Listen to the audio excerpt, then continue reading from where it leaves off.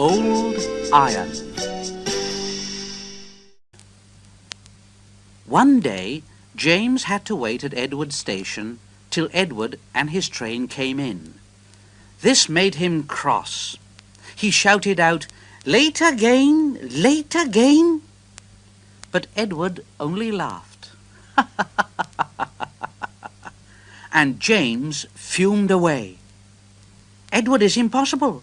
He clanks about like a lot of old iron, and he's so slow he makes us wait." One day, James' driver felt ill, and so the fireman drove the train to the next station. He spoke to the signalman, put the trucks in a siding, and uncoupled James ready for shunting. Then he helped the driver over to the station and asked them to look after him and find a relief driver. Suddenly, the signalman shouted, and the fireman turned round and saw James puffing away on his own. He ran as fast as he could, but he couldn't catch James, and soon came back to the signal box. The signalman was busy stopping all the trains. All traffic halted, up and down lines are clear for 30 miles, and the inspector's coming. The fireman mopped his face. What happened? What happened?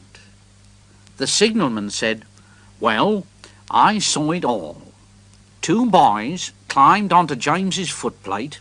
I shouted at them, and when James started, they tumbled off and ran like rabbits. Well, just let me catch them, that's all. Just let me catch them. I'll teach them to meddle with my engine." Then the telephone rang, and the signalman answered.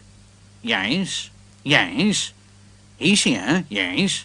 Right. I'll tell him then. Yes, yes. The inspector's coming at once in Edward, and he wants a shunter's pole and a coil of wire rope." "What for?"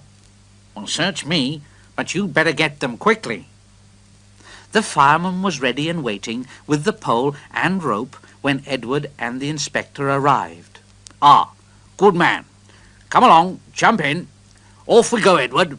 We've got to catch him." Edward puffed off. "Don't worry, we'll catch him. Don't worry, we'll catch him. Don't worry, we'll catch him."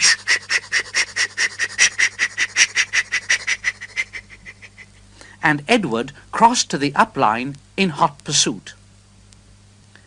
When James left the yard, he was chuckling to himself. "What a lark, what a lark!" But presently he missed his driver's hand on the regulator, and then he realized that there was no one in his cab. "What shall I do? What shall I do? I can't stop! I can't stop! Help! Help! Help!" But Edward came panting up behind him with every ounce of steam he had. "We're coming! We're coming! We're coming!"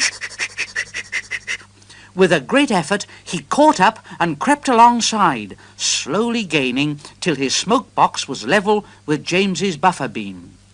The inspector stood on Edward's front, holding a noose of rope in the crook of the shunter's pole. He was trying to slip it over James's buffer. The engines swayed and lurched. "Steady, Edward! Steady, Edward!" He tried again, and more than once. He nearly fell, but just saved himself. And then at last, got him. He pulled the noose tight and came back to the cab safely. Gently braking so as not to snap the rope, Edward's driver checked the engine's speed, and James's fireman scrambled across and took control, and the 2 engines puffed back side by side.